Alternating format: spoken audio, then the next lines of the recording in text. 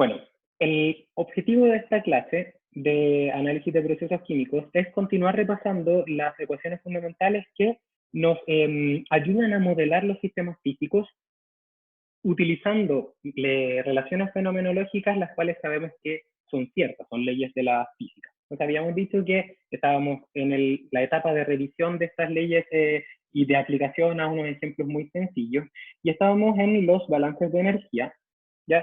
Y el balance de energía que les quería mostrar con este ejemplo es un sistema macroscópico, ya que consiste en un recipiente, por ejemplo, un volumen de control genérico, el cual recibe un influente que tiene un flujo cero, una densidad determinada, por ejemplo, vamos a decir que va a ser un influente líquido, pero también podría ser gaseoso si es que cambiamos el calor que se agrega al sistema, que ingresa con una concentración de A hacia 0 y con una temperatura T0, y al flujo de entrada que ingresa a este sistema reaccionante, se produce una reacción química irreversible en la fase líquida, que vamos a asumir que es elemental para hacer el modelo, ¿ya?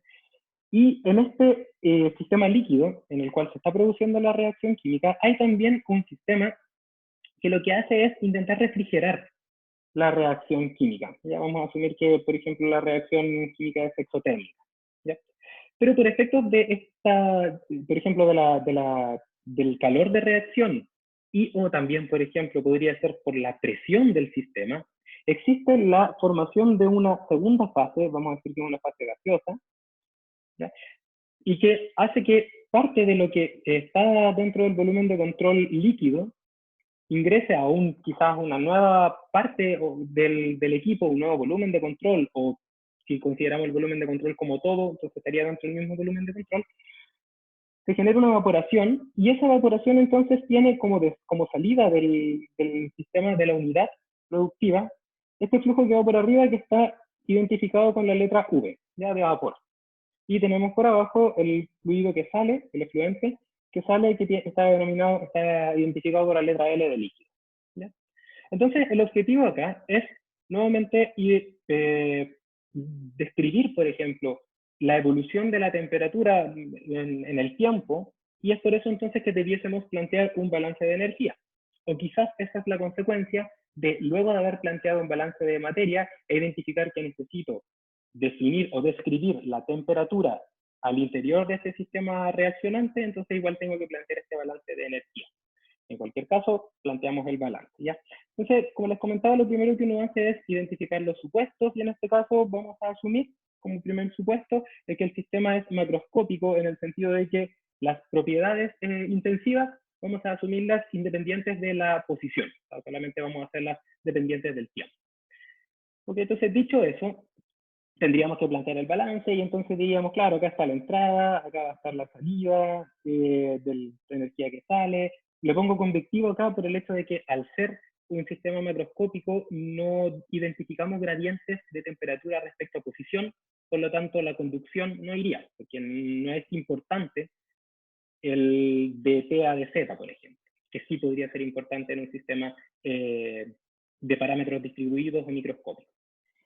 Tendríamos que calcular también el calor, por ejemplo, aquí estaría el QR, tendríamos también la generación de energía producto de la reacción química, y también tendríamos la acumulación, ¿ya? Y a partir de eso calcularíamos el modelo basado en la ecuación de balance de energía. Pero antes de eso, cuando nosotros tenemos sistemas como el que ustedes ven acá, que tiene dos fases, y que esto después le vamos a llamar, por ejemplo, separador Flash, vamos a hacer un ejemplo con separadores Flash, requerimos preguntarnos cuál es el volumen de control sobre el cual vamos a plantear el balance. Ya, porque el balance de energía implica, o balance de materia total, implica un balance o una ecuación planteada para cada volumen de control. Y claro, acá lo que podemos observar es que uno podría no hacerse esta pregunta y simplemente decir que el volumen de control va a ser todo ese sistema que está ahí, una opción.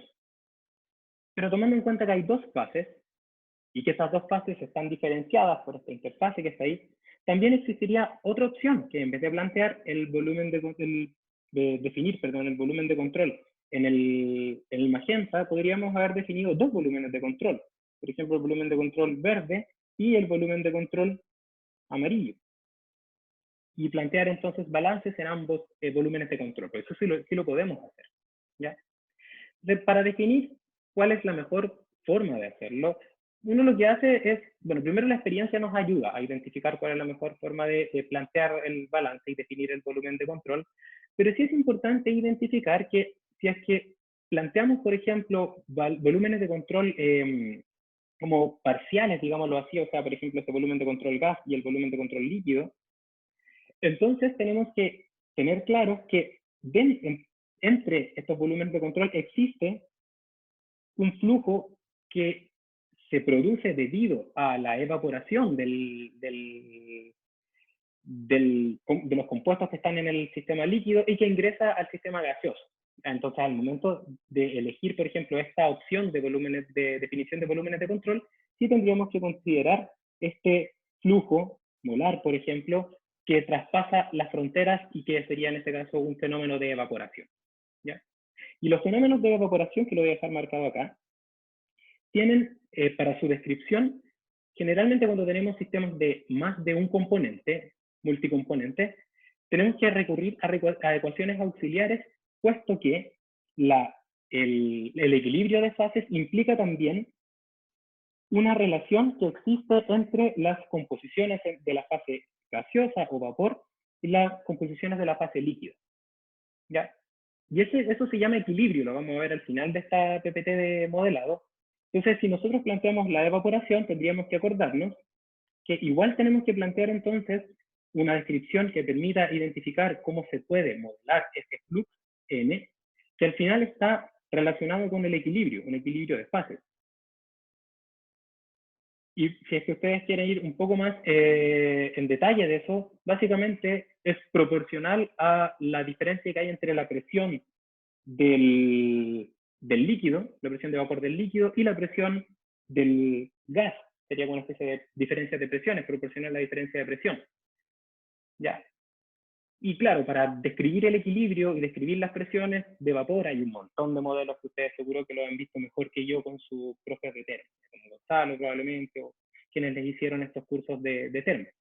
Yo particularmente, cuando tengo esta situación, evito la definición de volúmenes de control como internos, puesto que no es relevante. Para efectos de un modelo que se utiliza, por ejemplo, para supervisión, no es relevante esa descripción muy detallada de lo que pasa adentro, sino más bien las relaciones que podemos encontrar de las variables que podemos medir, como les comentaba, o sea, lo que sale. ¿Ya?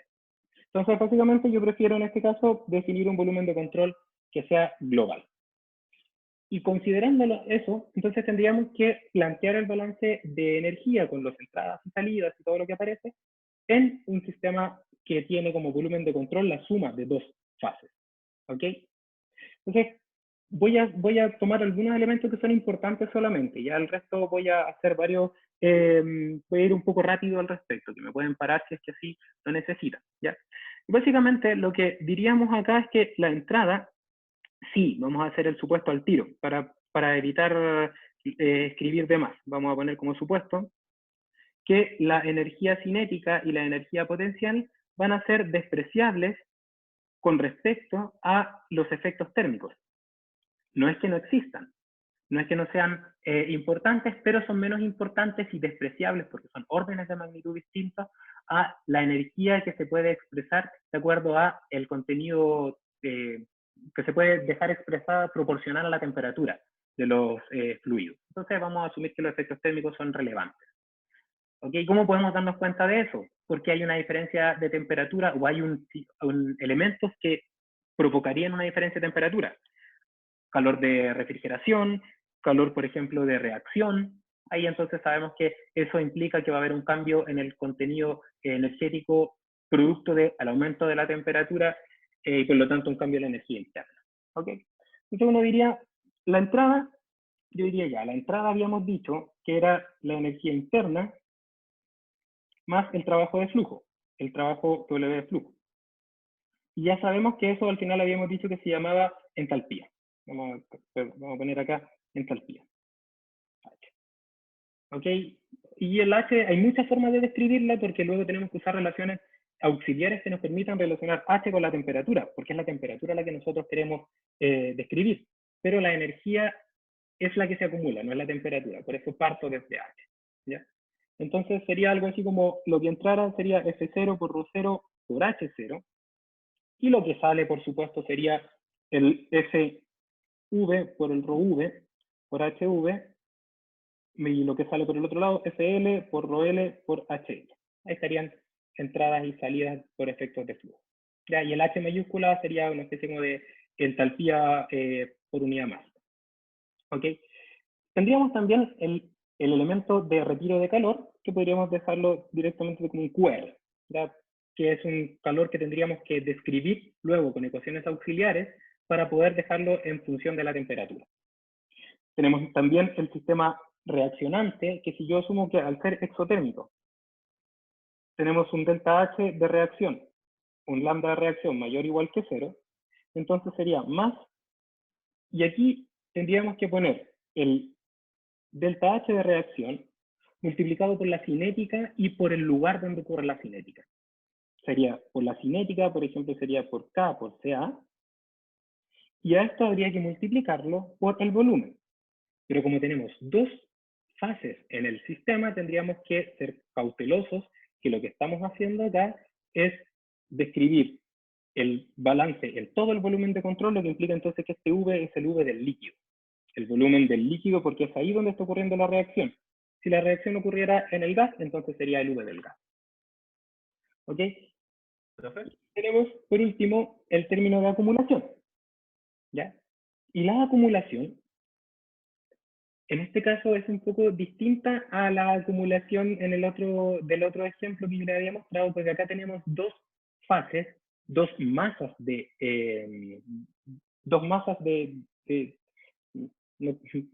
materia, ahí está, que acumulan, y acumulan quizás por separado, que tienen quizás dinámicas distintas, ¿ya? Entonces, en este caso tendríamos que poner la acumulación de la fase líquida más la acumulación de la fase gaseosa o de la fase vapor. Porque son distintas, porque son estados de la materia distintos, ¿ya? Súper relevante que lo tengan claro.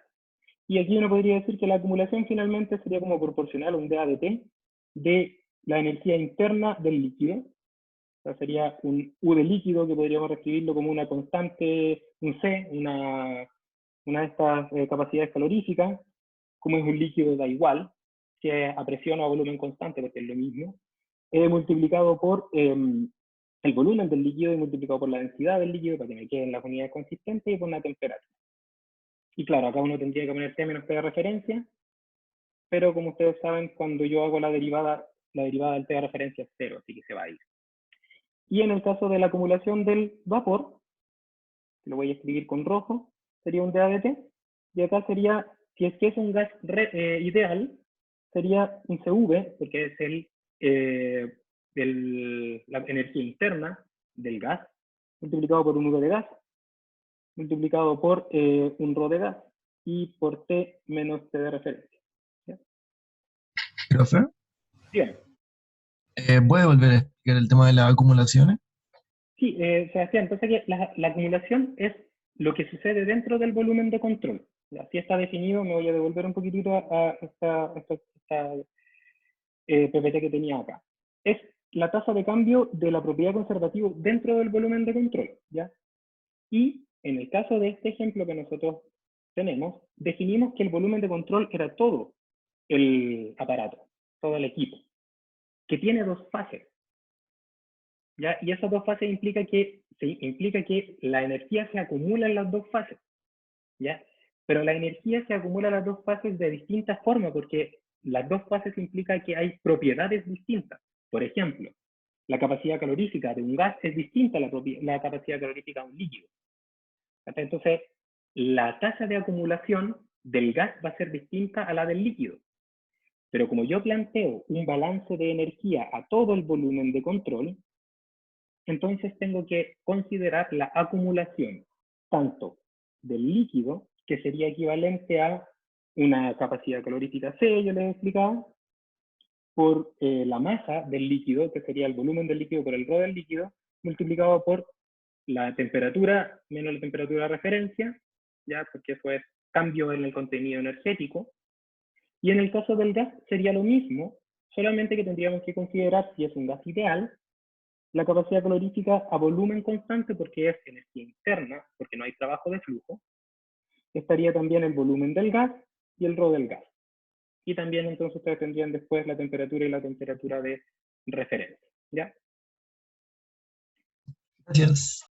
De nada. Profe, ¿Rho se refiere a la densidad? Juan Pablo, dime. ¿Con Rho se refiere a la densidad? Sí, me refiero a la densidad. Ok, muchas gracias. De nada. Ok, y entonces básicamente acá, y aquí puede ser más complejo, por supuesto que puede ser más complejo. Si lo queremos hacer más complejo, partiendo de lo más sencillo, podríamos decir, es que resulta que la capacidad calorífica depende de la temperatura. Ya, sí, entonces va a ser una ecuación. Ok, ¿y nos va a generar algún problema? O sea, sí, quizás va a quedar una ecuación más larga, pero es una ecuación que vamos a resolver con MATLAB. ¿Ya? Tampoco es algo que nos tenemos que preocupar al momento de modelar de quedar con ecuaciones tan grandes. Lo importante es luego encontrar el método que permita resolver. ¿Ya? Y eso es mi pega, de hecho, en este curso. Y en el caso del gas, podemos hacerlo tan complejo también como queramos, porque aquí estamos asumiendo que esto depende de la temperatura.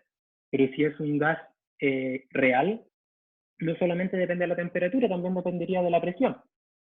Y entonces aparecería acá un término probablemente, más un término de la presión, que creo que es como P por dB, creo que es algo así. No me acuerdo ahora mismo cuál es la expresión para el, creo que es así, del cálculo de la energía interna, por ahí va, o algo similar. ¿Ya? Y claro, ahí lo que habría que hacer es derivar. Derivar y con respecto al tiempo, y se van a ir la derivada del P, la derivada del volumen con respecto al tiempo, y básicamente va a quedar una expresión que vamos a tener que resolverla como un sistema de ecuaciones. Pero no va a ser más que eso, ya no quiero que sientan miedo al momento de decir, pero es que me queda un corcho muy grande. Sí, puede ser. La realidad hay veces que es muy difícil de describir, de hecho, casi siempre es así.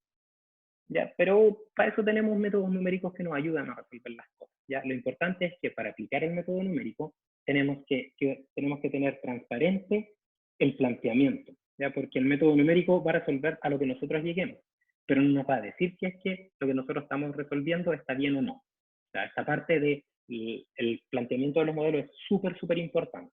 ¿Ya? Ya, entonces uno puede decir acá, bueno, podemos hacer ciertos supuestos, ¿no es cierto? Podemos decir, por ejemplo, que el H de entrada, asumiendo que es un líquido, va a ser, por ejemplo, un C sub P, o una capacidad calorífica, por un T0 menos T referencia, por ejemplo, si asumimos que el C sub P es constante, le podemos poner acá una, una, una barrita que dice que es constante, ¿ya? Y fíjense que acá yo ya planteé el balance de energía, y ahora lo que estoy haciendo, si yo hiciera el análisis de grados de libertad, aparecería que plantea un balance de energía y no aparece por ningún lado la temperatura. Entonces ocupo ecuaciones auxiliares, por ejemplo, la ecuación auxiliar que me entrega la termo, para definir ese H en variables que puedo medir, como en este caso la temperatura. ¿Ok? Entonces lo mismo puedo hacer con el HL, que sería el C sub P, acá es un líquido, acá sería el H del líquido, sería un C sub P del líquido constante por T de salida, ¿no es cierto? Porque estamos asumiendo un comportamiento mezclado menos T de referencia.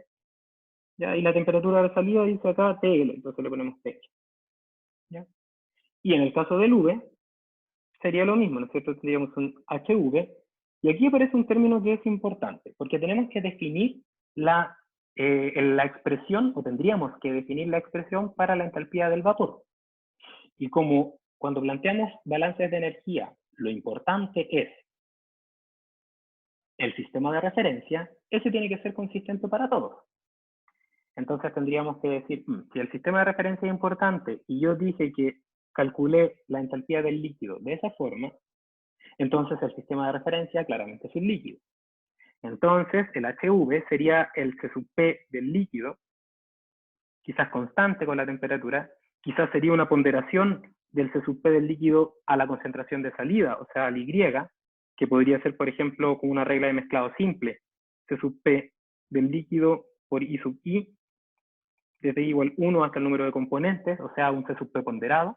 ponderado por la fracción de salida del gas, y eso sería por un T menos T de referencia, un T que se llama TV, más un término que da cuenta de la evaporación, ¿cierto? Y podríamos decir más el término de evaporación que sería la ponderación, nuevamente regla de mezclado sencilla, de Ti igual 1 a N del I sub I por el delta H de vaporización para cada componente I. Una opción. ¿Ya? Otra opción, quizás habría que definir el delta H de vaporización, que depende de la temperatura y no es una constante, entonces aparecería una función. Pero simplemente son funciones que van ayudándonos más que complicándonos, porque nos van permitiendo que aparezcan las variables que yo quiero simular. ¿Ya? Y antes de continuar, quisiera preguntarles si tienen dudas con la expresión del H de, del vapor. ¿Ya? ¿Tienen dudas con respecto a eso? ¿Por qué es el C sub P del líquido más el delta H de vaporización? Eso te quería preguntar, en la sumatoria, sale un C sub P líquido, yo intuitivamente pondría una de vapor. Claro, y eso sería, bueno, intuitivamente haría eso, ¿no es cierto? Y hay hay un tema ahí con esa consideración que es súper importante identificarla. Entonces, para eso voy a poner una página después. Un segundo, Ricardo. Y tenemos que identificar lo siguiente. ¿Se acuerdan de este diagrama? Este diagrama, un diagrama que seguro que lo siguió a ustedes por... ¿Qué les hizo Termo? ¿Qué les hizo Termo a ustedes, chiquillos? ¿El Gonzalo? Gonzalo. Gonzalo. Entonces estamos Patrick. también, estamos bien. No importa. Continuamos. Entonces, si ustedes hicieron Termo, estábamos, recuerden, para que no nos perdamos, en la expresión del término este que lo que hace es el término este que nos permite definir la entalpía, y en este caso sería como la entalpía de un gas. Yo utilicé un C sub P de un líquido y ocupé entonces es un poco extraño, ¿ya? Entonces quería explicarles por qué es eso. Ahí sí, ahí volvimos completamente, ¿ya? Entonces, ¿por qué es eso? Entonces, no sé si ustedes recuerdan, ayudantes de Termo, o de Termo que les gustó, o si no les gustó, seguro que se acuerdan de esto porque los hizo sufrir, que hay un diagrama, que es el diagrama TF, ¿ya? Que básicamente es el que permite identificar cuando hay cambios de fase, esta campana que nos sigue en Termo y en ADI, es como bien común, ¿ya? Y que básicamente este diagrama TF lo que hace es mostrarnos cómo cambia, por ejemplo, aquí hay una isobara, cómo es el calentamiento de un determinado fluido o una mezcla de fluidos, ¿ya? Desde una zona líquida, y de aquí está la temperatura y acá está la entropía, luego una zona donde hay un cambio de fase, ¿ya? Y finalmente también podemos poner acá una parte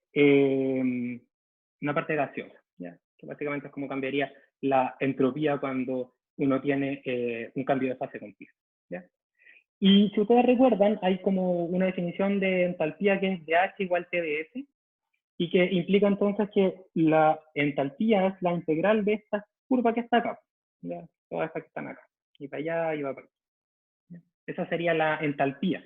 Y lo que uno hace cuando calcula la integral bajo la curva es equivalente a calcular la entalpía desde un punto de referencia hasta la temperatura de salida, a la cual yo quiero calcular la entalpía.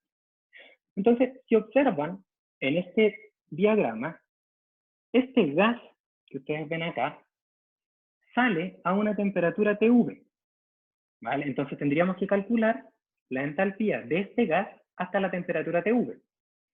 Pero esa entalpía es con respecto a un sistema de referencia. Y el sistema de referencia, de acuerdo a lo que indiqué, por ejemplo, al momento de definir la entalpía cero, la entalpía de entrada, lo definí de manera tácita en el estado líquido, porque definí que la entalpía, el H0, se puede describir como un C sub P del líquido, que sería una ponderación realmente del X0, por ejemplo, del componente I por el C sub P del líquido del componente I, multiplicado por un T0 menos T de referencia. ¿Ya? Y lo que implica eso es que el estado en el cual yo estoy definiendo mi sistema de referencia es líquido. Por lo tanto, para calcular la entalpía de un gas que está cambiando de fase o que cambió de fase, yo requiero definir el camino que siguió ese gas desde que se calentó desde el líquido hasta que se evaporó completamente. Entonces yo digo, ¿qué características tiene el gas? El gas tiene características de temperatura TV y tiene composición Y. ¿Ok? Por lo tanto, para calcular el cambio energético respecto al punto de referencia, líquido, sería equivalente a que yo hiciera un experimento imaginario en el cual yo pongo un líquido, una cantidad de líquido, que tiene una composición Y a una temperatura de referencia, en un estado líquido, porque eso fue el estado que yo definí como de referencia, y lo empezara a calentar. Y a medida que lo voy calentando, para entonces una presión fija, por ejemplo, y también para un Y fijo, Y total, yo lo que tendría es partir desde, por ejemplo, esta temperatura de referencia, y entonces el camino que seguiría para el calentamiento sería la ponderación de los T sub P del líquido I por el YI, porque estoy calentando, hasta que termine llegando a la temperatura de ebullición, desde la temperatura de referencia. Entonces aquí podríamos poner entonces T de ebullición menos temperatura de referencia.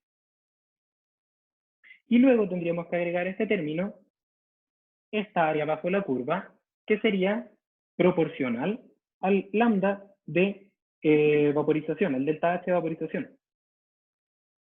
Pero ¿cuál delta H de vaporización o cómo lo calcularía?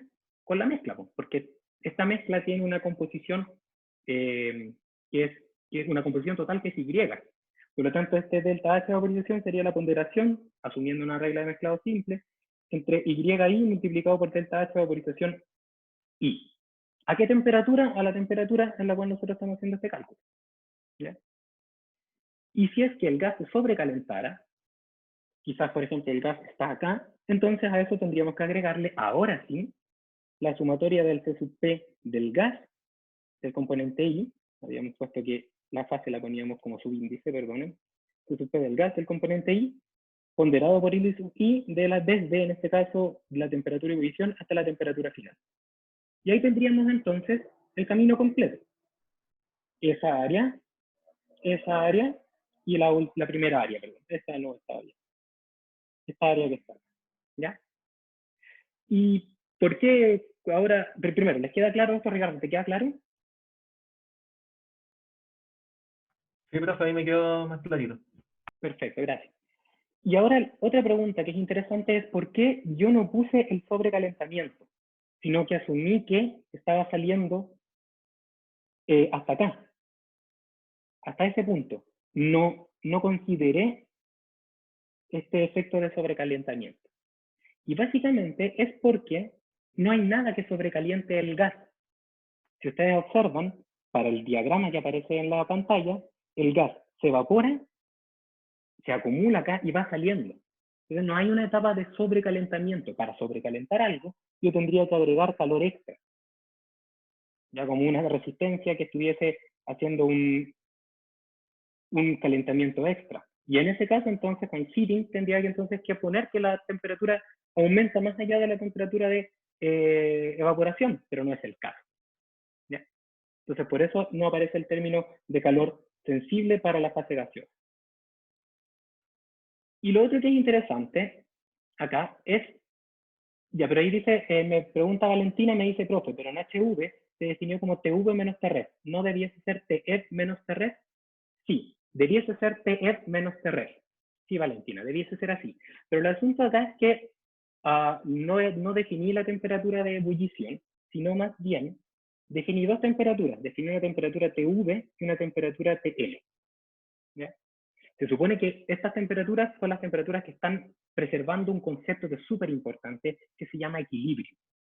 ¿Ya? Porque si yo planteo el balance y reviso los términos que aparecen en este balance que está en cuadro azul, ustedes pueden identificar que aparecen temperatura V, temperatura L, hay muchas temperaturas. Entonces la idea es que intentar de alguna forma utilizar conceptos que permiten describir ciertos fenómenos y que lo hagan de una manera más sencilla, haciendo ciertas suposiciones en el caso de ser posible. Y una de las suposiciones que uno hace cuando tiene sistemas de más de una fase es la suposición de equilibrio. ¿Ya? Suposición de equilibrio. Entonces, nuevamente, los llevo hasta termo y equilibrios. ¿Qué tipos de equilibrios hay? Básicamente no son muchos, o los que yo me acuerdo, cuando igual yo no, a mí me hizo otro profe de termo, ya, entonces podemos tener nomenclaturas distintas. ¿Ya? Pero básicamente uno dice equilibrio térmico para los sistemas de varias fases. Uno habla de un equilibrio mecánico y también habla de un equilibrio, al final, o mecánico físico también, y un equilibrio químico. Estos son como los tres tipos de equilibrio que uno puede echar mano de para poder describir de una mejor forma un sistema de varias fases. ¿Qué significa el equilibrio térmico? Que si yo tengo un sistema de más de una fase, puedo hacer el supuesto que la temperatura de la fase 1 es igual a la temperatura de la fase 2, es igual a la temperatura de la fase 3, y así sucesivamente. Entonces, la Vale que me hacía la pregunta, profe, ¿no debiese ser la temperatura de ebullición? Sí, porque se está asumiendo que el sistema tiene una temperatura tal, TL o TV, que es mejor poner directamente T como una temperatura de salida igual, porque voy a asumir equilibrio térmico, que hace que la presión de vapor del líquido permita que se genere una evaporación hacia la fase gas y que ella salga por la parte de arriba del sistema que estamos intentando modelar. ¿Ok? Entonces, si es la temperatura de ebullición, sí vale, es la temperatura de ebullición. Pero recuerda que la temperatura de ebullición es la temperatura que se obtiene para una determinada presión. Y eso ocurre cuando la presión y la presión de vapor a la temperatura correspondiente son iguales. ¿Ya? Y si ocupáramos, por ejemplo, la ley de Dalton, sería algo así como el PI, y la ley de Raoult sería PI multiplicado por el X.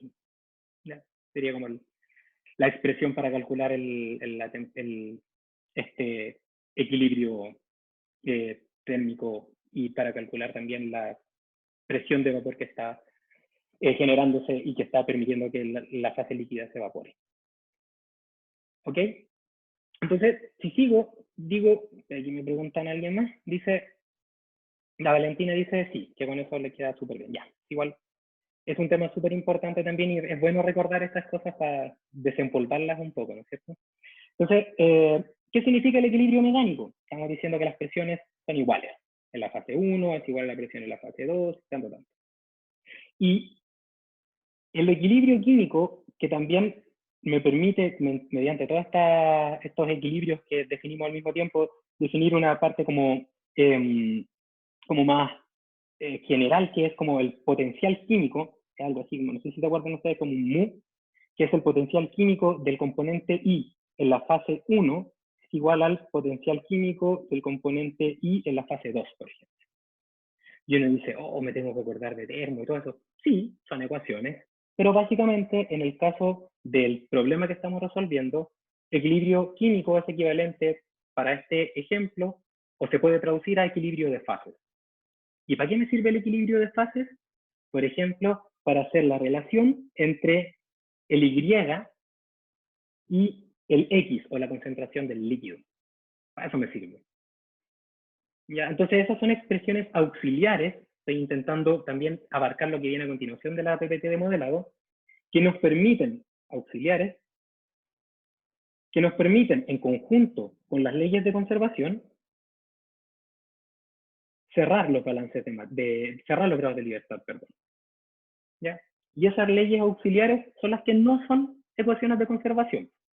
Y hay muchísimas que las vamos a ver, ¿ya? Y con eso entonces tendríamos que aplicar, por ejemplo, ecuaciones auxiliares para transformar entalpía en algo que tenga que ver con la temperatura. Entalpía en algo que ver con la temperatura, también hay.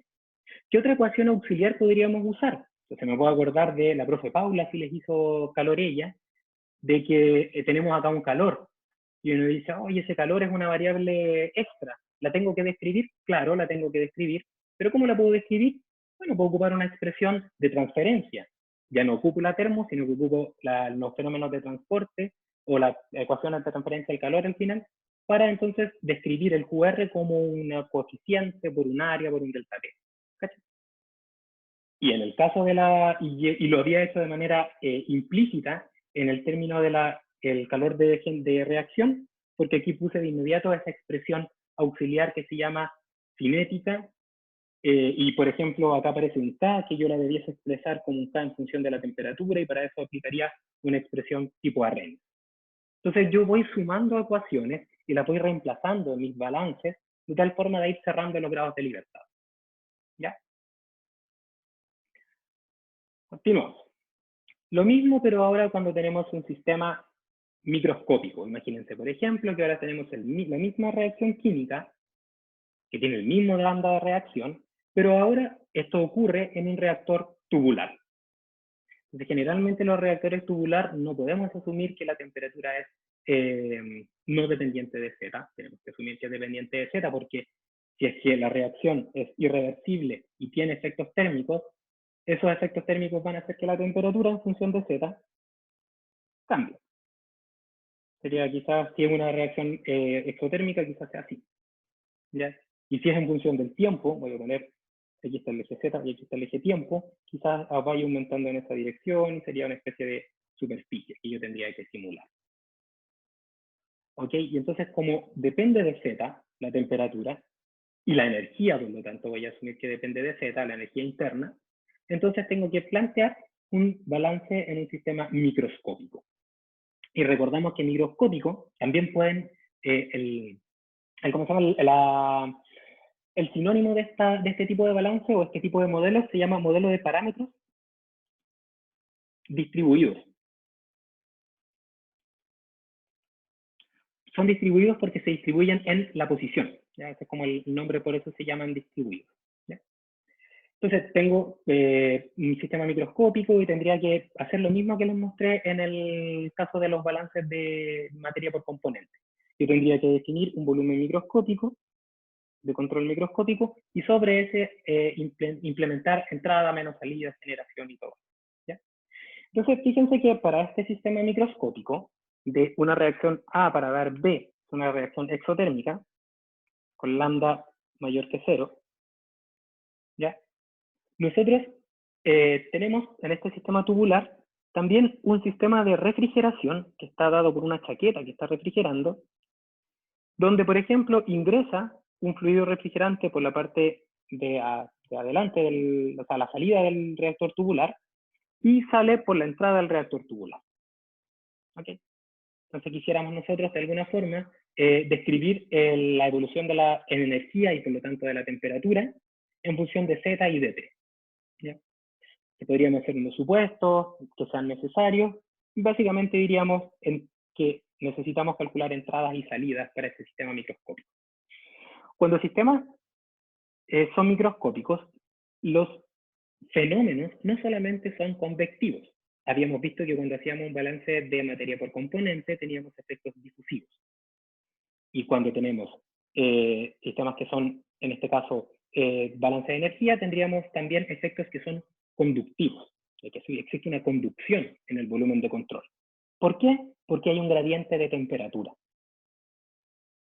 Entonces la entrada sería lo que entra por el efecto energético, básicamente de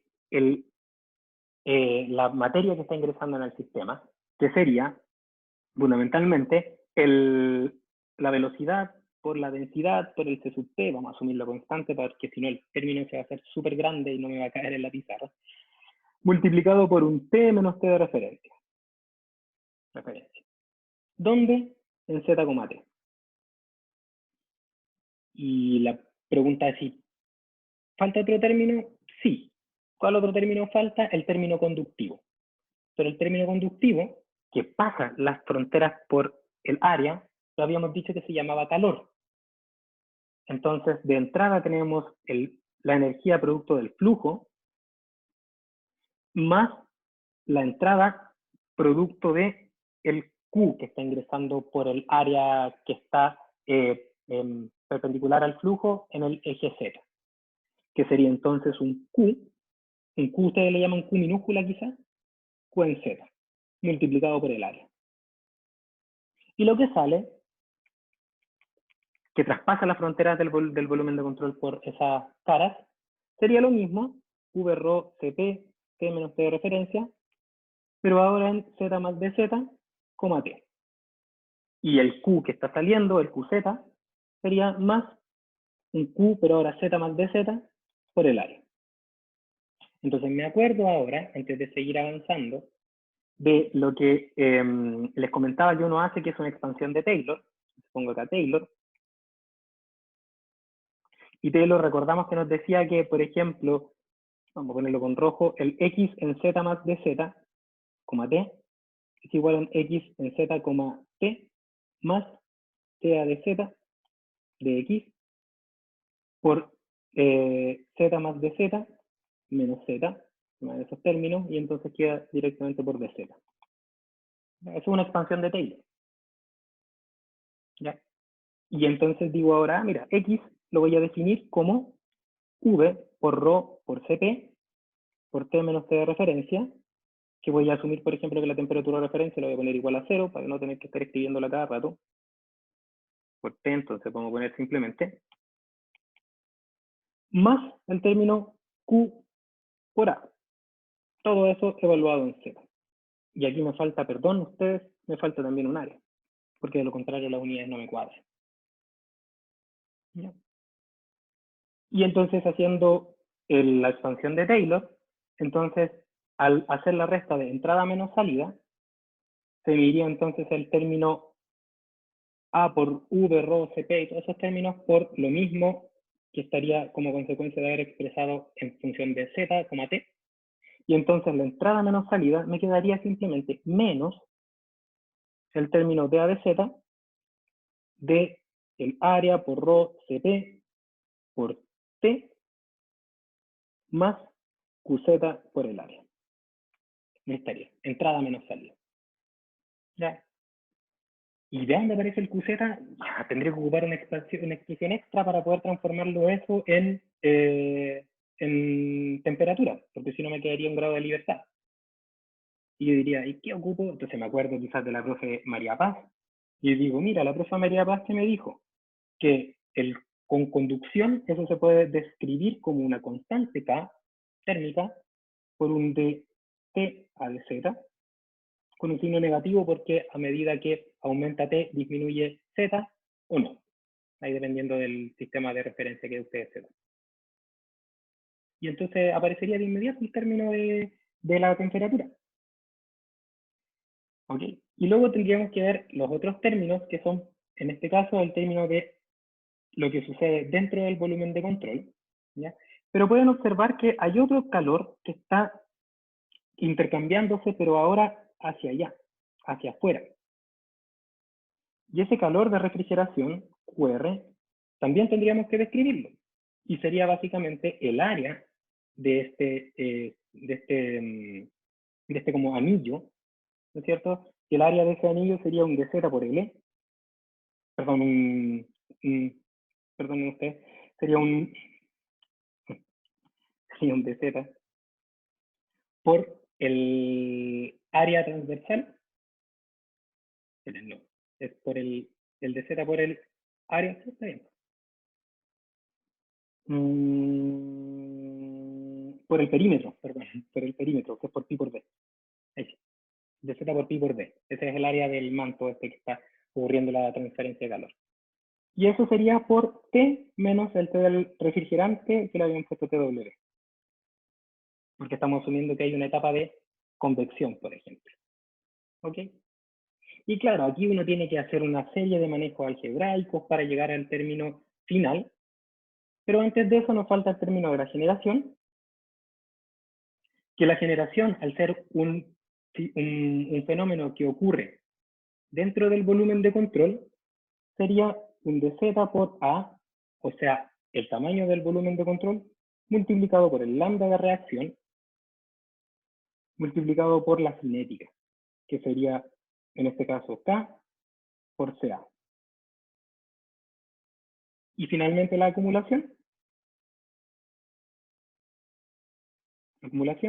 Que sería el dA de T, ahora parcial, porque estamos ahora analizando qué pasa cuando cambia T manteniendo Z constante, porque estamos dentro del volumen de control, y eso sería, en este caso, el valor del volumen, o sea, sería un dz por el área, por una constante y por la temperatura.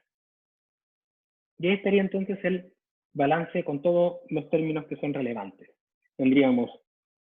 Acá tendríamos entrada menos salida, acá tendríamos el calor de refrigeración, acá tendríamos la generación y acá tendríamos la acumulación de energía. Asumiendo, por supuesto, que los efectos térmicos son importantes y por lo tanto desprecio las otras energías.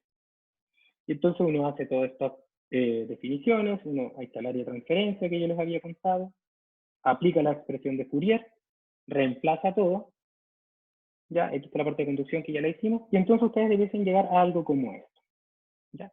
Que es fundamentalmente la síntesis de cada uno de los elementos que están en la entrada menos salida y todo eso que lo vamos a revisar ahora, ¿ya? Entonces, fíjense, yo tengo la acumulación. No tengo la acumulación. Tengo la acumulación en este lado. Aquí está. ¿Cómo sé que es la acumulación? Porque lo obtuve luego de implementar una ecuación de acumulación dentro del volumen de control. Tengo un dA de T. Y fíjense que es ρ Cp de T. Tengo un término que es H por 4 partido por D por T menos TW, que es el término de transferencia de calor convectivo hacia el refrigerante. Tengo un término que es K por CA por lambda, que es el término de generación. Y tenemos el término dA de Z, de ρ V CPT, que es el término de ingreso o salida de energía por efectos convectivos. Y finalmente tienen este término que está acá, que es una segunda derivada de la temperatura respecto a Z, que es equivalente al término conductivo. ¿Ya? Si alguno de estos mecanismos no existe, por ejemplo, no hay generación, perfecto, entonces se va. No hay reacción química. O sabes que no tengo un sistema de refrigerante, perfecto, entonces ese es cero. Es que no hay acumulación, perfecto, entonces no hay de ADT y todas las derivadas con respecto a Z van a ser derivadas totales. ¿Ok? Y así sucesivamente. ¿Ya? ¿Son importantes todos los términos? Si es que está ocurriendo todo simultáneamente, depende. ¿Ya? ¿De qué depende? Del régimen de flujo que tengamos. Si hay un régimen de flujo, o sea, que está ingresando materia por el Z igual 0 y está saliendo materia por el Z igual L, es de esperar que el término convectivo sea muchísimo más importante que el término conductivo, por lo tanto, generalmente como que uno puede eliminar ese término. ¿Ya? Y para eso existen, como les comentaba, los números adimensionales que les puede ayudar a identificar cuándo es importante la convección sobre la conducción o cuándo hay que considerar los dos elementos. ¿Ya?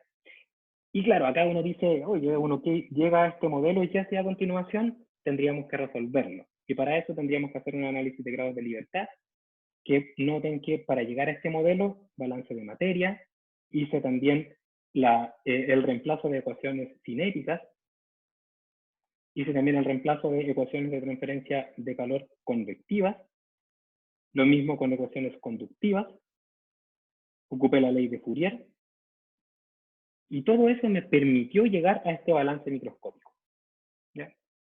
Que no es otra cosa que entrada menos salida más menos generación, igual acumulación, ¿ya? Entonces, si bien se ve esta ecuación súper quizás compleja porque tiene ecuaciones diferenciales parciales y eso, nuevamente, les comento que no lo es, que lo único que hay que hacer es tener paciencia para escribirla, ¿ya? Y acordarse un poco de las cosas que ustedes aprendieron en los cursos anteriores y preguntarme si es que tienen dudas, ¿ya? Yo los voy a ayudar y las voy a ayudar. Y cuando los grados de libertad son 0, lo que vendría a continuación sería la simulación. Entonces vamos a hacer un spoiler acá. Vamos a decir que para simular esto tengo que tener condiciones de contorno, condiciones de borde y condiciones iniciales. Y eso lo vamos a ver como después de la segunda evaluación. ¿ya? Pero para tener un poco de, para saber hacia dónde va. ¿Ya? ¿Tienen preguntas?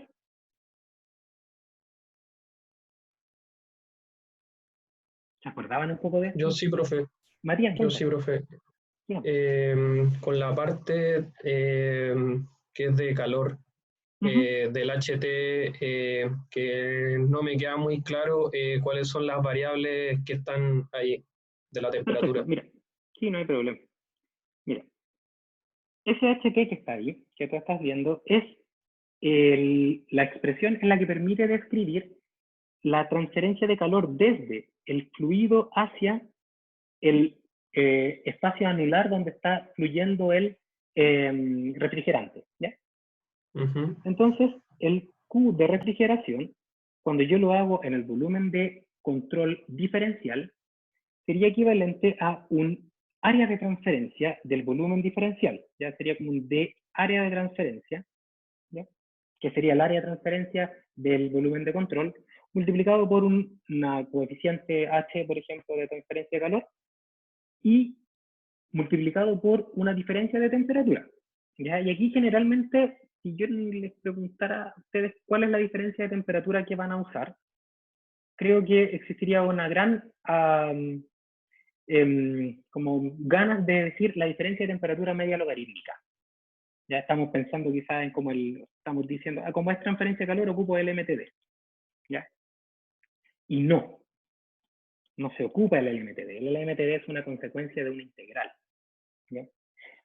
Lo que ustedes tienen que tener claro acá es que siempre se describe el calor, el mecanismo de transferencia de calor, como un área multiplicado por un coeficiente, le voy a poner alfa genérico, y multiplicado por una diferencia de temperatura. ¿Ya? Y que esa diferencia de temperatura es una diferencia de temperatura o fuerza impulsora del calor entre las fases que están intercambiando calor por efectos convectivos. Entonces yo digo, mira, la parte que está dentro del reactor está entregando energía al sistema refrigerante.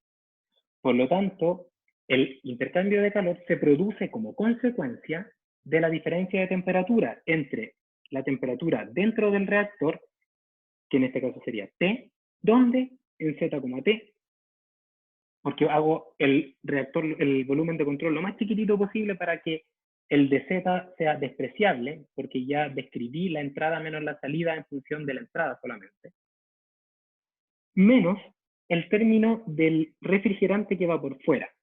Y la temperatura del refrigerante que va por fuera es TW evaluado en T, Z, porque está ahí en el mismo lugar.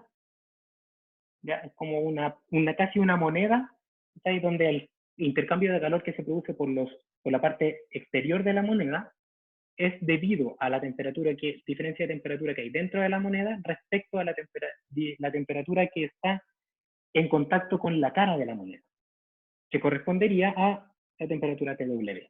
Entonces sería TW, Z, T. ¿Sí? Y digo, ¿cuál es el área de transferencia de calor? El área de transferencia de calor sería, en el dibujo, sería, perdón, me sigo no muy bueno, sería, sí, mejor, esa área. ¿Y cómo es esa área? Esa área es el perímetro, o sea, pi por d, multiplicado por el largo de esa moneda, por d0. Entonces, al final, esto me quedaría como un pi por d por dz por h de t por t menos tw en z, t. ¿Ya? No es el LMTD porque no es necesario calcular el LMTD. El LMTD se calcula cuando ustedes quieren describir un intercambio de calor en un sistema en el cual a través del sistema cambian las temperaturas, por lo tanto cambian los gradientes térmicos. Pero como yo planteo un balance en un volumen diferencial, entonces en este volumen diferencial asumo que si es lo suficientemente pequeño, la temperatura es constante e igual a T en Z, T, ¿sí? Z, tiempo. Y si es que yo lo reemplazo con el resto de las expresiones, acá está, fíjate, área de transferencia, H y T menos TW, si yo lo reemplazo con el resto de las expresiones que obtuve, voy a tener que el pi me va a quedar ahí dando vuelta, el diámetro también me va a quedar dando vuelta, pero es función del área. ¿El área cuál área? El área que habíamos definido como A, que yo sé que eso es pi cuarto por el diámetro al cuadrado, ¿sí? Que es el área por el cual se produce esta transferencia de calor, perdón, entrada y salida de energía por efecto del flujo. ¿Ok? El H me va a aparecer también y la temperatura. O sea, al reemplazar y dividir por el área, por ejemplo, y dividir por el dz, que va a aparecer el dz en todos lados, se me va a ir el término del pi por d, y me va a quedar ese término 4 partido por d, ¿sí? Porque divido por d cuadrado. Y entonces por eso aparece el término de la transferencia de calor. ¿Ya? ¿Te queda algo, te sigue quedando alguna duda respecto a ese término, Matías? No, profe, quedó Ya, muy claro. Gracias. ya, gracias. Vale, entonces con eso terminamos la parte de balance de energía, ¿ya? Y como comentario, antes de pasar a la otra parte. Recuerden, el LMTD, que ustedes probablemente lo siguen en todo el curso de calor, no necesariamente se tiene que plantear siempre, ¿ya? Solamente se plantea cuando se refiere en la tasa de calor transferida, por efectos, por ejemplo, convectivos, respecto a las fuerzas impulsoras de entradas y salidas, ¿ya? Pero hay casos donde no es necesario hacerlo. Miren, imagínense que aquí me voy a salir del libreto, pero creo que es importante mencionarlo. Si ustedes plantean un balance de energía en un sistema que tiene una reacción química, vamos a ponerlo con rojo, que tiene una reacción exotérmica, ¿ya? Y ustedes asumen que existe un comportamiento agitado de este reactor, que tiene un efluente con una temperatura T, caliente, y para efectos de hacer la refrigeración utilizan, por ejemplo, un serpentín, ¿ya? Y este serpentín tiene una temperatura de agua de entrada, TWin, y una temperatura de agua de salida, TWout, ¿ok? Lo que pueden identificar es que el calor de refrigeración, que sería proporcional a un área por un coeficiente U, y que es proporcional también a un delta T, podría expresarse de varias formas. La primera, vamos a poner acá T. La primera, podemos asumir que el comportamiento del serpentín no es completamente agitado, ¿ya?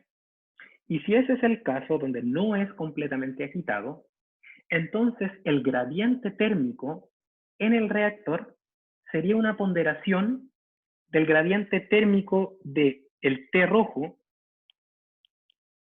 menos el TWin, y también tengo que incluir el término del T rojo menos el TWout. ¿Por qué? Porque dentro del volumen de control está en contacto tanto un líquido que ingresa con TWin como un TWout. ¿Y por qué no aparece el Tin? ¿Por qué no aparece este término Tin en este delta T? Porque yo simplemente definí dos gradientes de temperatura, el T menos el TWin, que lo voy a llamar ahora en adelante delta T1, y el T menos el TWout, que lo voy a llamar delta T2. ¿No sería lógico quizás poner acá Tin? La respuesta es no. ¿Por qué? Porque al asumir un comportamiento perfectamente agitado, estoy indicando que dentro del volumen donde se produce este contacto con el refrigerante, la temperatura es uniforme e igual a T. Por lo tanto, si el caso que nosotros estamos planteando, que dice que el sistema reaccionante tiene un comportamiento agitado, pero el serpentín no, entonces el LMTD que tendríamos que plantear sería delta T1 menos delta T2 partido por logaritmo natural de delta T1 partido por delta T2.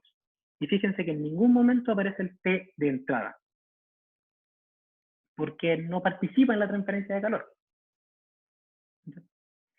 Y si uno asume ahora una simplificación y dice, por ejemplo, que en el serpentín existe un comportamiento agitado también, la expresión es aún más sencilla. Porque si el serpentín tiene un comportamiento perfectamente agitado, entonces dentro del serpentín, una vez que ingresa a intercambiar calor, de inmediato el serpentín queda con TW auto.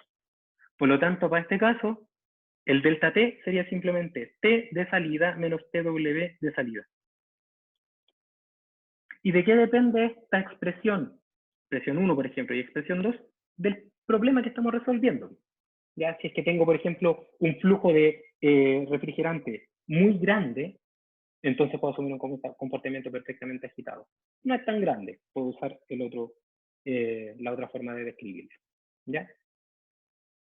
Y existen otros muchos delta T que se utilizan mucho en simulación que evitan ciertas indeterminaciones. ¿Ya? El delta T medio logarítmico es bonito para entender el concepto de delta T ponderado, pero es pésimo numéricamente porque aparece un logaritmo natural de algo que cuando eso es 1 aparece un 0 y se te indetermina todo. Y le aparece un 0 partido por 0 que no hay forma de salir de eso en un problema numérico, ¿ya? Entonces hay otros métodos, por ejemplo, hay una diferencia medio logarítmica aproximada, que es la expresión de Chen, que es la que generalmente usamos en este curso, ¿ya? Revisen si es que tienen dudas de transferencia de calor. Ya, y finalmente, con esto terminamos las leyes fundamentales. Balances de cantidad de movimiento. ¿Ya?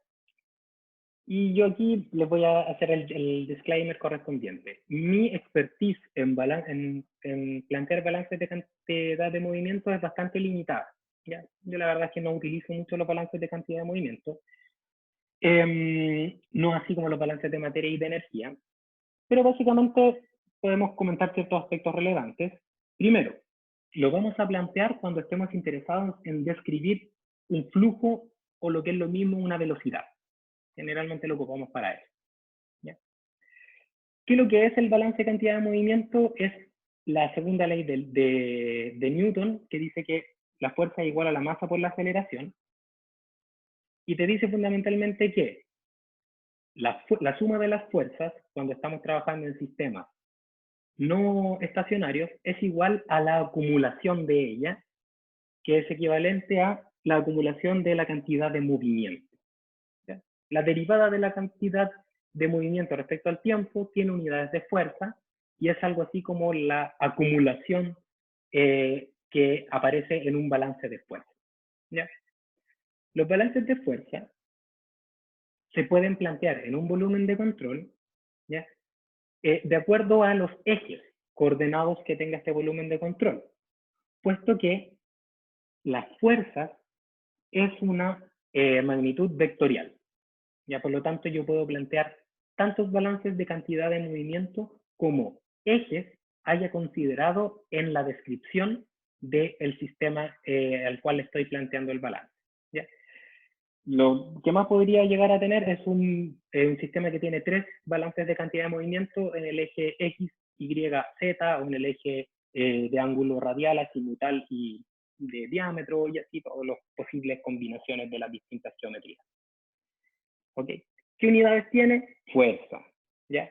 Y como les comentaba, yo aquí no me manejo mucho, pero la gente que trabaja muchísimo con esto, y ustedes tienen un profesor que llegó hace poquito de hacer su doctorado en Canadá, que él trabaja bastante con modelos que requieren la resolución de las ecuaciones de Navier-Stokes, básicamente las derivadas de los balances de cantidad de movimiento, y ellos utilizan mucho estas ecuaciones, ¿ya? Son ecuaciones súper difíciles de resolver, y yo acá les voy a mostrar una aplicación que vamos a usar, simplemente, ¿ya?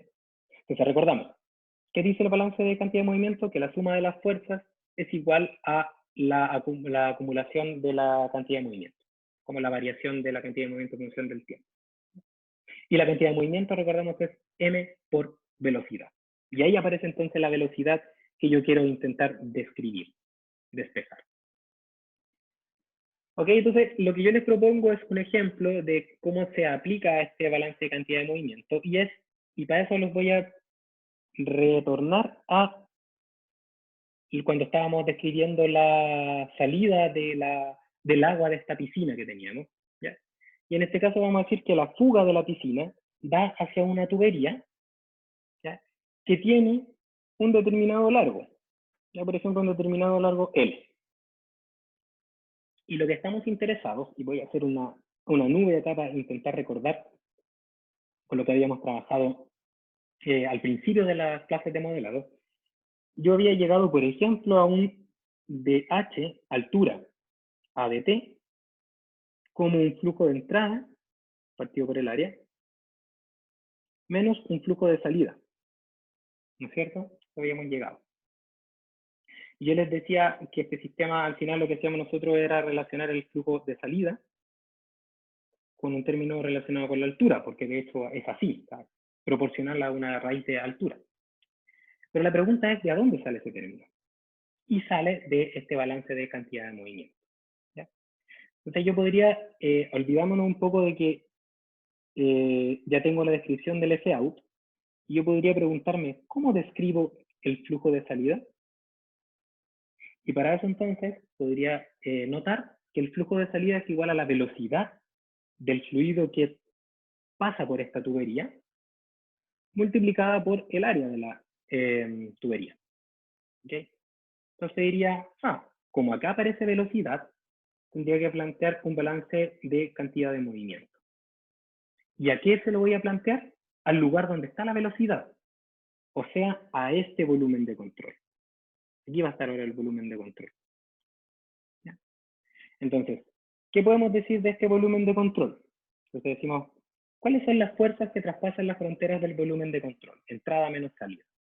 Digo, ingresa una fuerza de entrada, vamos a poner un eje ahí, fuerza de entrada, que es proporcional al empuje del líquido que está cayendo por allá. O sea, sería esa fuerza de entrada, sería equivalente a algo que debiese ser proporcional a, por ejemplo, la altura, que generalmente uno lo pone como un ρ por G por H, ahí tenemos la presión, más el término, perdón, multiplicado por el área de la tubería para que me quede en unidades de fuerza, y ahí tendríamos que agregarle más la presión atmosférica.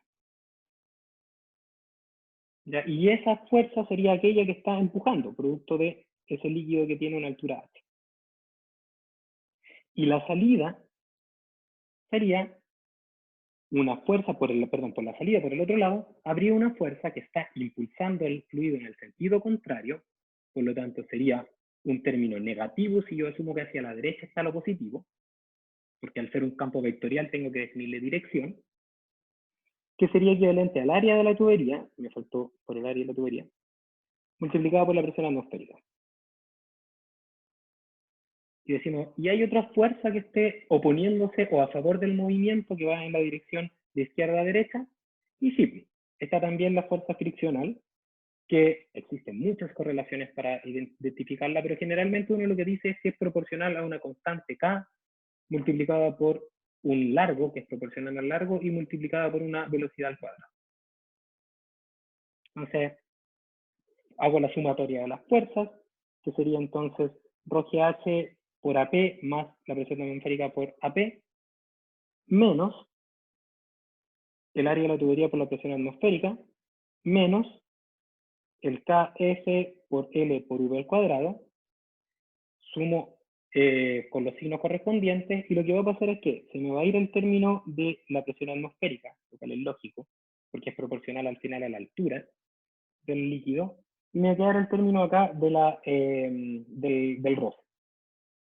Y eso va a ser igual, entonces vamos, antes de poner esta expresión acá, vamos a ver de dónde llega, sería D a dt de M por V es igual a, para este caso, ρ por G por H por la área de la tubería, menos K por L por V al cuadrado. Y como si asumimos que esto es un fluido incompresible que pasa por acá, que está completamente lleno, ¿ya? Entonces el M, que se puede escribir la masa como el volumen por el largo por el área de la tubería, al ser un fluido incompresible, el volumen, la densidad por el largo, por el área, al ser un fluido incompresible, la densidad sale hacia afuera de la integral, de la derivada, el largo sale hacia afuera de la derivada y el área también, y entonces solamente aparece el término de la velocidad. Divido los términos y aparece entonces esa expresión que está ahí. ¿Sí?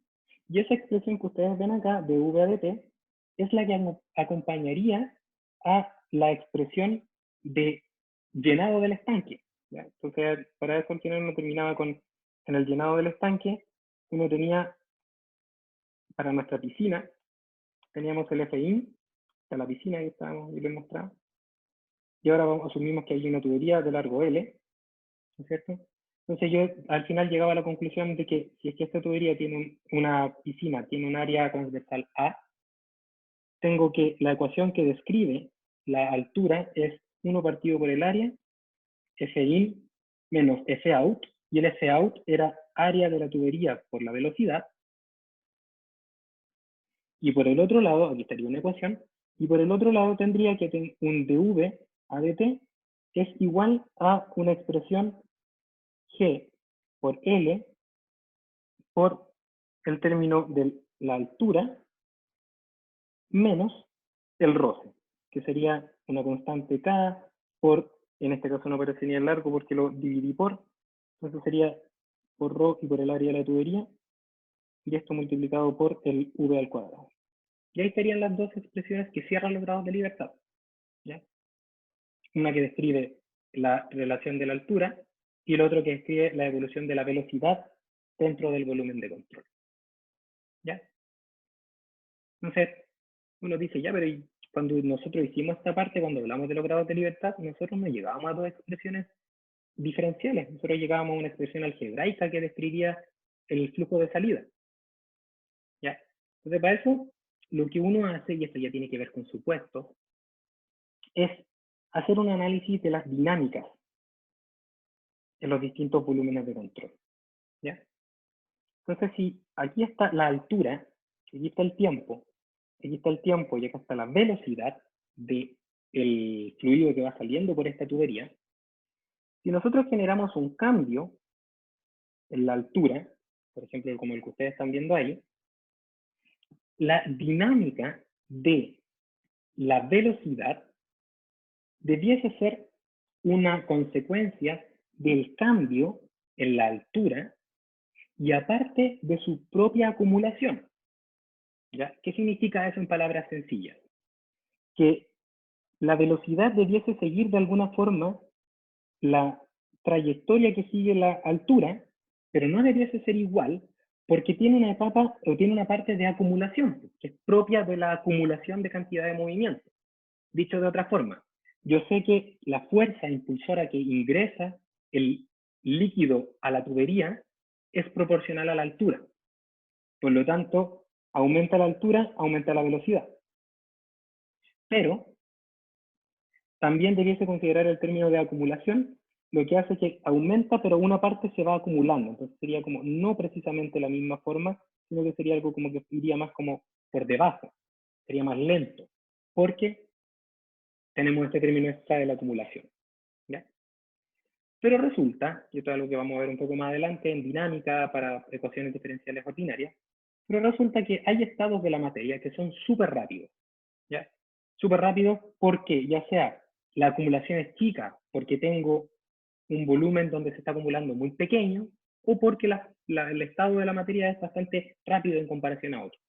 Ya, si ustedes hicieron control, recordarán que cuando yo quiero controlar la temperatura, requiero acción derivativa, y es porque la temperatura es muy lenta, a diferencia del flujo, por ejemplo, que no requiere acción derivativa porque es rápido. ¿Ya? Entonces, la relación que hay entre la altura y la velocidad es que la velocidad es muy rápida, la acumulación, a diferencia de la altura, porque la piscina es grande y la tubería asumimos que es pequeña.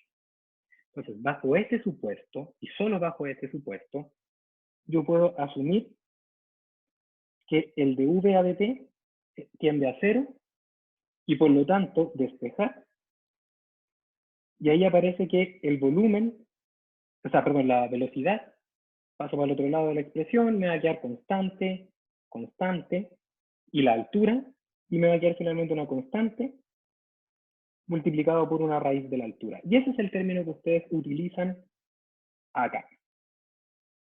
¿Ya? Pero es un término que viene desde el balance de cantidad de movimiento, asumiendo que la acumulación de la cantidad de movimiento en la tubería es despreciable. ¿Ya? ¿Preguntas? Igual este último tema de las inercias y de las dinámicas puede ser un poco complejo y les pido que, si tienen dudas al respecto, me los pueden escribir y eso. Ya, a ver, quizás esto me lo preguntó el Ricardo hace harto rato, que me preguntaba, me decía que era perfectamente agitado. Acabo de ver tu chat de Ricardo. Te voy a responder de inmediato, pero antes quiero preguntarles, hasta la parte del balance de cantidad de movimiento, ¿tienen alguna duda? Ok. En relación a tu pregunta, Ricardo, ¿a qué te referías, perdón, con perfectamente agitado? No, estaba contestando sobre lo del LMTB y que el intercambiador de calor, el serpentín era perfectamente agitado, era de harto antes. Sí, era la parte del intercambio calórico. Sí, es que básicamente al final lo que uno hace es asumir ciertos modelos de flujo para simplificar los problemas. Y uno podría decir que, no sé, si ustedes tienen un sistema que tiene un flujo de agua que es muy grande, yo podría asumir que la temperatura del agua que está dentro del volumen de control serpentil es igual a la temperatura que sale. Entonces, en este caso, uno podría asumir un comportamiento perfectamente agitado en el serpentil, ¿ya? Lo cual no necesariamente es completamente correcto, pero son supuestos que uno tiene que hacer para intentar resolver de mejor forma, ¿ya? ¿Duda en relación a la parte de la cantidad de movimiento? Ya. Entonces, como igual aquí hay harto que tenemos que aplicar, por eso quiero terminar esta parte. Lo último que queda de esta PPT es lo que cierra el algoritmo de modelado. Cuando se nos acaban las ecuaciones de propiedades conservativas y aún así tenemos grados de libertad abiertos, la idea es recurrir a ecuaciones auxiliares, ¿ya? Y que permiten describir, por ejemplo, la transferencia de esas propiedades conservativas a través de interfaces. Entonces, para eso ustedes se pueden ir a una tabla súper buena que está en uno de los libros del curso, que es el Lubel, que es un libro de control buenísimo, y que básicamente te dice, si estáis trabajando con transferencia, con balance de energía, entonces puedes describir el calor que pasa a través de la interfaz utilizando una expresión Q, y generalmente utilizas para eso una fuerza impulsora que se puede describir mediante la ley de Fourier. Y si es que el Q no es, por ejemplo, microscópico, no es transporte molecular, sino que es transporte convectivo, o sea, para balance macroscópico, entonces la fuerza impulsora es un delta T, y la relación que permite describirlo es un H por un delta T. Si estamos hablando de materia, ustedes saben al final que son las leyes de los fenómenos de transporte, las formas son lo mismo. El flux de materia sería un NA. Si es transporte molecular, estaríamos hablando de un dCA de Z, y eso sería descrito por la ley de Fick. Y si es que tengo de fuerzas impulsoras, pero ahora a nivel global de materia, entonces probablemente van a estar dados por un delta C, por un delta P o por un delta concentración. ¿Ya? Y en el caso del balance de cantidad de movimiento, la expresión es el tau, pero realmente lo que uno utiliza es la primera ley de Newton para expresarla en función de la velocidad, que es lo que nosotros vimos en este balance de cantidad de movimiento. Y cuando estamos hablando de relaciones que son macro, la fuerza impulsora generalmente es la diferencia de presión. Y las relaciones que nos permiten describir cómo estas delta P generan flujo son, por ejemplo, expresiones del tipo coeficiente de Rosa. Otras expresiones que pueden usar ustedes, ya que aquí están las PPT, ustedes las pueden revisar, pero básicamente es un repaso de lo que ustedes ya vieron en el curso, son aquellas que permiten relacionar propiedades conservativas con variables que yo puedo medir. ¿Ya? Por ejemplo, entalpías con temperaturas y presiones, energía interna con temperatura y presión, etcétera, etcétera. Entonces, para eso, ¿cómo lo hacemos? Lo hacemos con la termo. Y generalmente hay expresiones que nos permiten relacionar, por ejemplo, densidades que aparecen en balances de energía, balances de materia, con estas propiedades que son las que a mí me interesa describir. ¿Ya? Entonces hay relaciones empíricas, hay ecuaciones de estado, básicamente un cúmulo de elementos que nos permite ayudarnos para poder cerrar los grados de libertad. Y aquí hay un ejemplo que es bien latero, si les gustan las ecuaciones y les gusta la termo, a mí me gusta, se los dejo ahí presentados, que es cómo calculan las propiedades conservativas los simuladores de procesos. ¿Ya? Por ejemplo, HYSYS, por ejemplo, SuperPro y una serie de simuladores de procesos. ¿Ya? Básicamente lo que hacen aquí es un ejemplo para el cálculo de la entalpía en función de propiedades medibles, temperatura y presión. Entonces lo que hacen esos software es echar mano de las relaciones de Maxwell, que están descritas acá, que uno dice, oh, si nunca más la iba a ver, sí. Aquí, eso es lo que, así funcionan los simuladores. Y a partir de las relaciones de Maxwell y de la definición de diferencia total, es posible describir comportamientos de variables que son las conservativas, por ejemplo, la entalpía, que es la energía interna más el trabajo de flujo, y dejarla expresado en función de temperatura y de presión.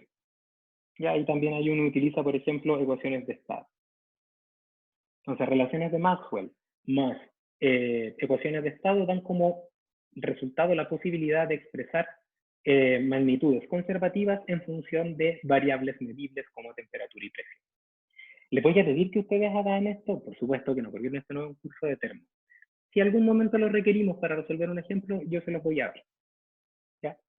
Y finalmente, las expresiones extra que nos ayudan a cerrar los grados de libertad, si tenemos distintas fases, tenemos expresiones de tipo de equilibrio, que les había comentado, térmico, físico, químico, que se traducen, por ejemplo, en un equilibrio de fase, que se traducen, por ejemplo, en la posibilidad de expresar una reacción de equilibrio como una relación de concentraciones entre los productos y los reactantes. ¿Ya? Hay bastante material de lectura complementaria respecto a estos temas que básicamente nos ayudan a modelar, si es que fuese el caso, utilizando estas relaciones extra. ¿Ya? Hay una serie de términos que son de la termo, por ejemplo, que nos permite determinar estos potenciales químicos en función de una constante de equilibrio y eso relacionarlo con temperatura y presión. Y no vamos a usarlo y solamente les estoy comentando que esto permite describir y cerrar los grados de libertad.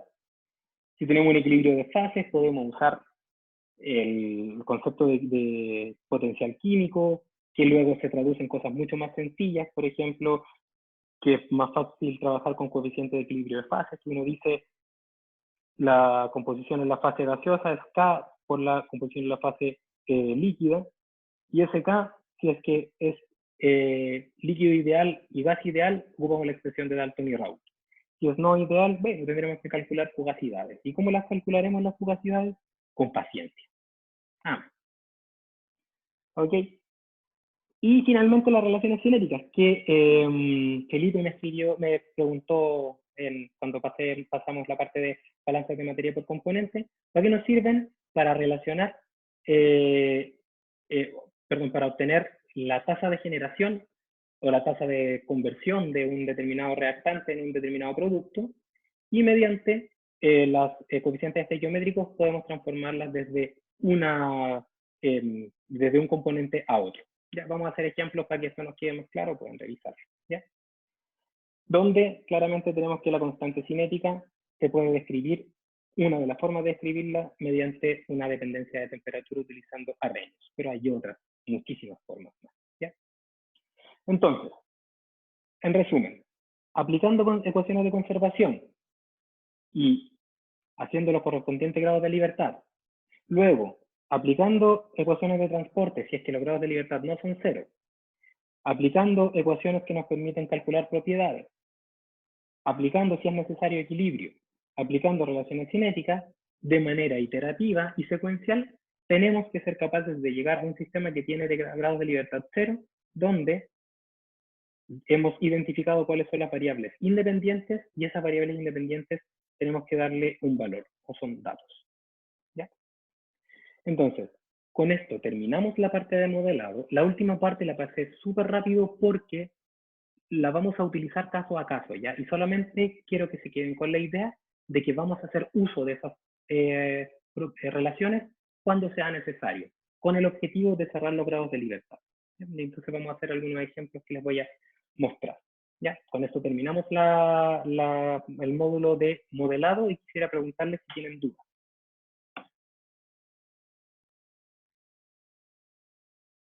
¿No? Ya, entonces dijeran la materia, revisen las PPT, voy a subirles la PPT anotada de todo lo que vimos. Si tienen preguntas, si están haciendo ejercicios de modelado que están en el aula, pregúntenme como lo hizo Felipe y yo les puedo responder y más encima les subo después la pregunta a todos. ¿Ya? Mañana va a haber ayudantía. ¿Ya? Los ayudantes de este curso son Felipe Moreno y Benjamín Olivares. Mañana les va a hacer la ayudantía Felipe Moreno. La forma de hacer las ayudantías es la que nos sugirió la DGD. Eso quiere decir grabar cómo se resuelve un ejercicio, darles tiempo para que ustedes lo revisen y luego generar una reunión con el ayudante y con las personas que quieran consultar las dudas respecto a la resolución de ese ejercicio o a la resolución de otro. ¿Ya? Entonces mañana, antes de la clase, va a estar el video de la ayudantía que va a resolver Felipe. Por favor, revísenlo, vean cómo se hace y si tienen dudas, en ese momento Felipe se va a conectar la última media hora de la ayudantía para responder esas dudas.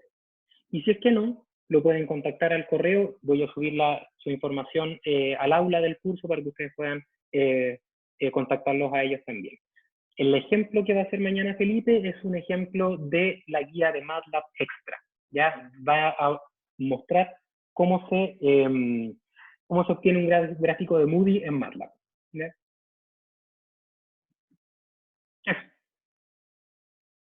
Aquí creo que el ejemplo 1 de MATLAB, de la guía extra de MATLAB. Ok, entonces terminamos acá. Les doy las gracias por el tiempo. Nuevamente les pido disculpas por el incidente ahí que nos cortó la clase. Y eso, que tengan una feliz resto de la tarde.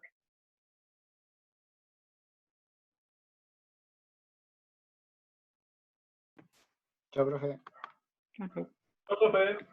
Adiós. Chao, profe. Chao, profe.